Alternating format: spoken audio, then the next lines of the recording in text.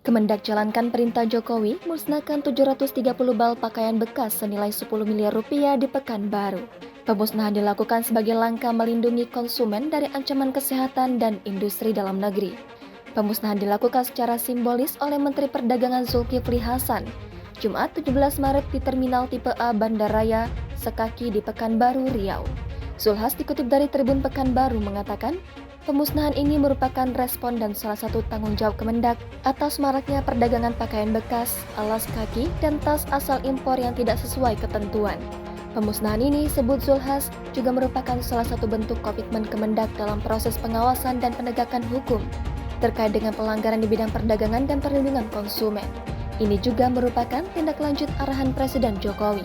Pada 15 Maret lalu, ia mengancam impor pakaian bekas karena telah mengganggu industri dalam negeri. Arahan Presiden sangat tegas agar industri dalam negeri dan UMKM ini dijaga dan harus dilindungi dari serbuan pakaian bekas, alas kaki, dan tas bekas asal impor. Kemendak secara rutin memantau dan mengawasi peredaran pakaian bekas ini dan melakukan penegakan hukum dengan memusnahkannya, kata Zulhas. Ketua Umum PAN itu kembali menegaskan pakaian, sepatu, dan tas bekas merupakan barang yang dilarang impornya.